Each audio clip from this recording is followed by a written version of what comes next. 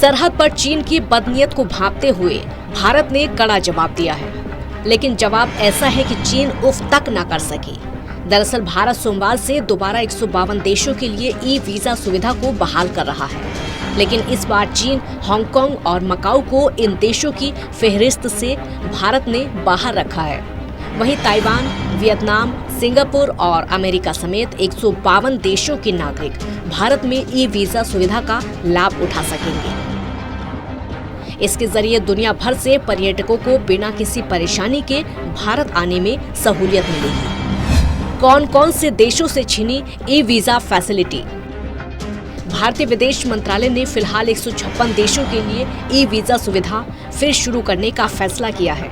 जिन देशों को ये सुविधा मिलेगी उनमें अमेरिका, वियतनाम, सिंगापुर, ताइवान के अलावा 152 अन्य देश शामिल होंगे।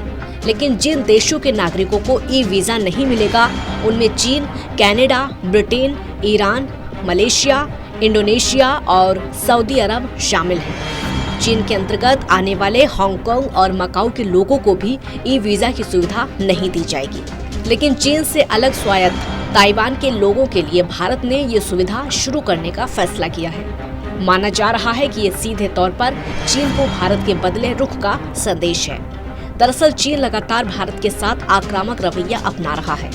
लद्दाख से लेकर अरुणाचल प्रदेश तक चीनी सेना घुसपैठ की कोशिश में जुटी है। इसके अलावा अन्य मुद्दों पर भी बीजिंग की तरफ से भारत का विरोध जारी है। हाल ही में भारत की तरफ से अफगानिस्तान के हालात पर चर्चा के लिए बैठक बुलाई गई।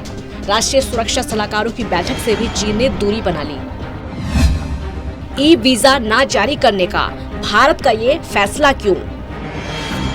भारत ने चीनी टूरिस्टों के लिए प्रायर रेफरल कैटेगरी में छूट देते हुए चीन को उन 171 देशों की सूची में शामिल किया था जो ई वीजा पा सकते हैं।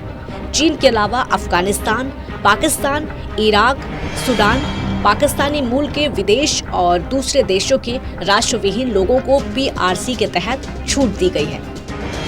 हालांकि मार्च 2020 में कोरोना महामारी की वजह से घोषित हुए यात्रा संबंधी प्रतिबंधों के बाद सभी तरह के ई वीजा पर रोक लगा दी गई थी।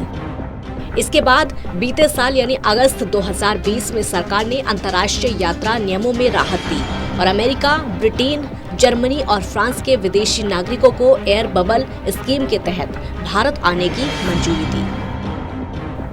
इसके 2 महीने बाद इलेक्ट्रॉनिक, टूरिस्ट और मेडिकल कैटेगरी को छोड़कर बाकी सभी श्रेणियों के वीजा में छूट दी गई।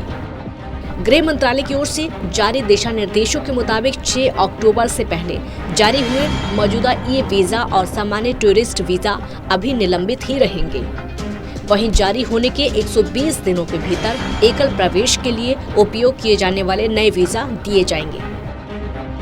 अब जबकि कोरोना का प्रकोप धीरे धीरे कम होने की वजह से अंतर्राष्ट्रीय स्तर पर आवाजाही दोबारा बहाल होने लगी है, तो भारत समेत दुनिया के तमाम देश नए सिरे से अपनी अपनी सूची तैयार कर रहे हैं। भारत ने भी अंतर्राष्ट्रीय पर्यटकों को ई वीजा प्रदान करने के लिए नई सूची तैयार की है, जो जल्द ही जारी होने वाली है। Special desk, total news.